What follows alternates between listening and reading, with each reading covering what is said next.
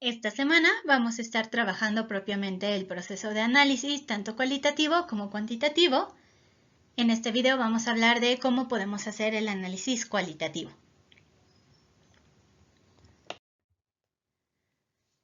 Lo primero que necesitamos es tener un documento donde tengamos la transcripción de nuestras entrevistas, de todo lo que estuvimos observando, de nuestros grupos focales. Todo esto tenemos que transcribir literalmente lo que la gente nos dijo. Por eso comentaba yo que era muy importante tener la autorización para grabar el audio o el video de las entrevistas, de tal forma que las podemos ir transcribiendo con las palabras de la gente. Esto es muy importante porque en el análisis cualitativo son justo las palabras las que nos dan pues más información, las que nos van marcando el camino, las que nosotros tenemos que ir analizando poco a poco para poder plantear nuestras categorías y posteriormente pues presentar cuáles son nuestras conclusiones o los resultados de nuestra investigación. Partiendo de nuestro objetivo de investigación y nuestros objetivos específicos, los cuales se desarrollaron de estas preguntas de sistematización del problema, lo que nosotros tenemos que ir viendo es cómo vamos a clasificar la información, cómo la vamos a agrupar, de tal manera que tengamos en una forma muy concreta, en una frase o en un concepto, agrupados todos los conceptos que las personas nos han ido respondiendo a lo largo de nuestra entrevista o estos aspectos que se han presentado en múltiples ocasiones en nuestras guías de observación. Esta clasificación pues va a ser nuestras categorías, ¿no? Si yo pusiera sobre la mesa un conjunto de taparroscas de diferentes bebidas, las podemos clasificar por colores. Hay, por ejemplo, la Coca-Cola tiene algunas taparroscas que son verdes, otras que son rojas. Si fueran de Pepsi serían azules, si fueran de Mirinda serían naranjas. Y entonces nuestra clasificación sería color, ¿no? Los podríamos estar clasificando por colores y los podríamos clasificar en azul, rojo, verde, etc. Pero también podríamos clasificarlas por tamaños, por el diámetro de esta taparrosca, ¿no? Pensando si estuviéramos utilizando tapas de garrafón, tapas de refrescos de 600, tapas de garrafas de jugos, son de diferentes diámetros, entonces diámetro sería nuestra categoría y los diferentes tamaños de diámetros que podrían servirnos para agrupar estas tapitas. Lo mismo tenemos que hacer, pero con palabras, con los comentarios que la gente nos ha respondido a nuestras entrevistas o con los aspectos que estuvimos observando a través de nuestras guías. ¿Y cómo llegamos a la conclusión de cuáles son estas categorías? Bueno, pues cuando vemos que en nuestras preguntas hay temas que están saliendo de forma recurrente y no importa que no sea la misma respuesta, sino más bien que lo podamos agrupar más o menos en el mismo grupo. Voy a hacer un pequeño ejemplo a continuación. Vamos a imaginar que esta es una investigación sobre el papel de los padres de familia en la educación a distancia con niños de sexto de primaria. Y nuestra primera pregunta fue, ¿cuál es la percepción del padre de familia, porque es nuestro entrevistado? ¿Cuál es su percepción sobre los logros académicos de sus hijos en la modalidad a distancia? ¿No?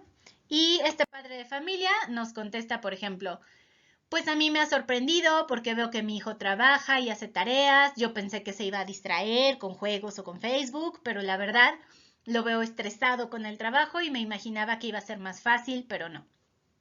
Si hiciéramos esta misma pregunta a 3, 4, 5 o más padres de familia y empezáramos a ver que hay cuestiones que se repiten, como por ejemplo, me sorprende que es más trabajo o veo que mi hijo está estresado o estoy gratamente sorprendido, yo pensé que era más fácil. Entonces, estas percepciones son las que nosotros podemos ir agrupando para ver, por ejemplo, que existía una preconcepción negativa sobre la educación a distancia, como por ejemplo que implicaba que era más fácil o que era menos trabajo, ¿no? Estas respuestas como yo pensaba que era menos trabajo, yo me imaginaba que iba a ser más fácil, yo me imaginaba que como que no contaba porque no estaban con el maestro.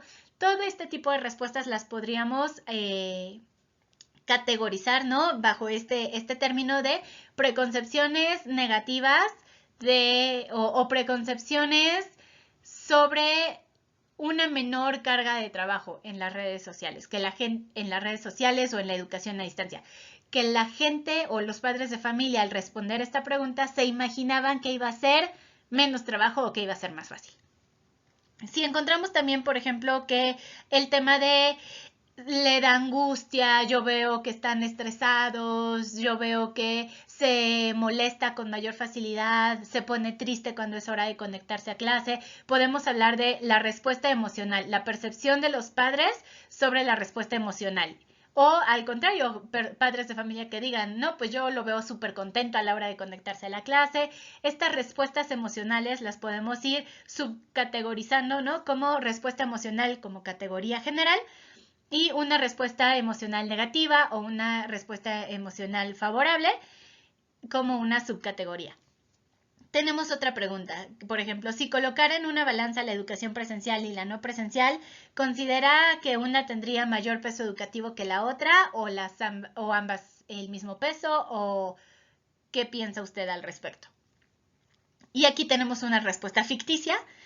Yo sí creo que la presencial pues hace que aprendas más porque pues si tienes dudas le preguntas al profe o tienes a tus compañeros del salón o puedes ir con otros salones y aquí solo estás tú con tu compu y ya. Entonces, aquí, por ejemplo, no podemos decir sí cree que la presencial es más importante, ¿no? Eso es el primer nivel del que nos podemos dar cuenta, pero hay otros aspectos que tendríamos que notar, como por ejemplo, que considera que la socialización en la educación presencial le da un mayor peso educativo. Entonces, esa puede ser una categoría, ¿no? Categorías relacionadas a la socialización, categorías relacionadas a la retroalimentación. Esta parte que dice, si tienes dudas, le preguntas al profe, tiene que ver con retroalimentación. Y esas son esas categorías que van surgiendo cuando leemos realmente con detenimiento y a profundidad cada una de las respuestas que nos están dando los padres de familia. Sobre todo cuando los padres de familia llegan a coincidir. Entonces, por ejemplo, si hay quienes dicen, yo creo que la educación presencial tiene más peso y hay quienes dicen, yo creo que la educación no presencial tiene más peso o las dos pesan lo mismo. Esa no es la respuesta que estaríamos buscando analizar solamente, sino todo lo demás que nos contaron del por qué y cómo podemos agrupar todas esas respuestas. Por ejemplo, si en el caso de todos los padres de familia alguien nos dijera, pues yo creo que tiene más peso la educación no presencial porque te ayuda a ser responsable de tus cosas y te ayuda a ser autónomo. Podemos hablar de una categoría sobre autonomía, ¿no? Si la favorece o no la favorece, pero esto dependerá de las respuestas que nos van dando los padres de familia. Por eso nosotros no podemos llegar con una categorización previa y después como querer embonar todas las respuestas. El proceso es al revés. Primero tenemos que leer las respuestas y de lo que nosotros vamos detectando, incluso podemos hacer un trabajo con código de colores o un trabajo con una tabla. Les voy a dejar unos videos para que puedan consultar dos alternativas de cómo podemos hacer nuestro análisis cualitativo.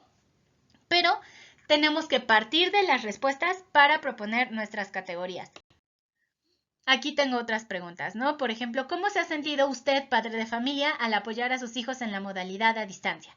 Y esta respuesta ficticia nos dice, pues yo me he sentido súper impotente porque trabajo al mismo tiempo que las clases, no puedo estar ahí, luego los maestros saben muchas cosas, pero nos piden que el tablero colaborativo, que subamos el video a YouTube, que mandemos la encuesta, y yo pues no sé. Conozco algunas cosas, pero no todas esas herramientas que ya usan los maestros. A los papás no nos dieron cursos como se los dieron a los maestros y ellos ya saben, pero se les olvida que nosotros no y se emocionan con sus nuevos conocimientos, no nos lo piden, los perjudicados son los hijos. Aquí no solamente tenemos una respuesta de lo que tenemos en palabras, sino que también hay como esta carga emocional que se puede entrever en las respuestas. En ningún momento nos dice yo me siento angustiado o me siento agobiado, aunque sí nos dice que hay como esta respuesta de sentirse impotente. En el resto del texto sí hay como este asomo de molestia, ¿no? Como un reclamo. Entonces, eso también es parte de la investigación cualitativa, este análisis de lo que las palabras también nos están dando a entender este reclamo al maestro, ¿no? Pues es que nos piden cosas que nosotros no sabemos y ellos sí porque se los enseñaron en la capacitación, ¿no? Entonces, eso también lo podemos nosotros ir anotando en nuestro análisis cualitativo. Aquí, por ejemplo, podríamos poner en cómo se ha sentido al apoyar a sus hijos en la modalidad a distancia. Podemos hablar de una categoría que podría ser impotencia como tal, dependiendo si hay muchos padres de familia que están reflejando esta situación, pero también podríamos hablar como la falta de conocimiento. Siento que me falta conocimiento para poder hacerlo. Esto también podría ser una categoría.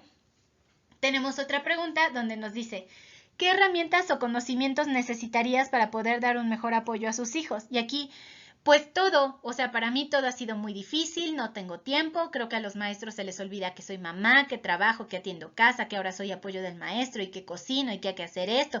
Y encima esperan que aprenda por mi cuenta las herramientas tecnológicas y encima que me aprenda yo el tema, porque los profes sí saben explicar, pero yo que tengo que pensar mucho y mucho para decir qué es la raíz cuadrada y como para qué la quiero, ¿no?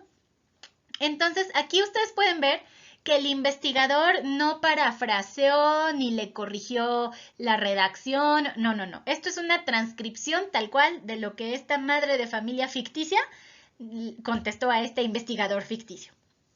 Y entonces, esto es muy importante porque aquí, por ejemplo, la madre de familia no está hablando de un aspecto específico relacionado con la tecnología en esta pregunta, ¿no? Sin embargo, sí hay como, no dice, por ejemplo, yo no sé usar Classroom, pero sí menciona, los profes saben, los profes esperan que yo aprenda estas herramientas tecnológicas, ¿no? Pero no es el único tema del que habla. Habla, por ejemplo, de la falta de tiempo que tiene, habla, por ejemplo, de la carga con su trabajo en aspectos laborales, pero también de la carga de trabajo en estos aspectos no remunerados, como el trabajo dentro de la casa.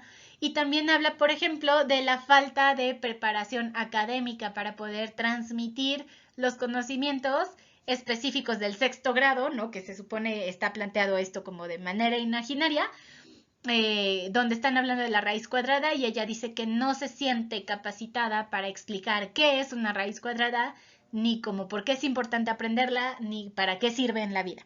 Entonces, estos aspectos que tienen que ver con la formación académica no aparecen como tal con estas palabras. Sin embargo, si nosotros leemos varias respuestas y este tema de yo no sé cómo explicarle a mis hijos lo que están viendo, yo no me acuerdo de estos temas y ahora se los tengo que enseñar, este aspecto de formación académica puede ser una categoría con la que nosotros tendríamos que estar trabajando. Entonces, esta es la forma en la que nosotros tenemos que ir haciendo nuestro análisis cualitativo. Les voy a compartir unos videos de dos técnicas que a mí me parece que funcionan muy bien. Yo en lo personal prefiero la de colores, soy muy visual, me gusta ir pues indicando tal cual en el texto, ir marcando con diferentes colores las cosas que yo veo que están asociadas. Y mi recomendación es, primero lean las transcripciones un par de veces, unas 2, 3 veces, denle una lectura. No quieren empezar luego a categorizar, porque en cuanto empezamos a leer, queremos como saltar a la tarea y abordar y decir, yo creo que esto puede ser esta categoría y esto puede ser el otro, hasta que ya tenemos una lectura general de todas las entrevistas, por lo menos un par de ocasiones, podremos empezar a encontrar cuáles son estos puntos recurrentes en las respuestas de nuestros entrevistados, cuáles son los puntos que se pueden entrelazar entre una y otra pregunta, y es en ese punto en el que yo les recomendaría ya pasar propiamente al análisis, empezar a subrayar con colores. Yo creo que esto tiene una respuesta emocional, esto está relacionado a la formación académica, esto está relacionado a la falta de recursos, esto está relacionado a percepciones preconcebidas, etcétera, ¿no? Entonces, esa sería mi recomendación de qué tenemos que hacer para pasar al análisis y les voy a dejar unos videos complementarios donde viene muy concreto, igual con otros ejemplos, cómo podemos hacer este análisis ya con unas técnicas específicas.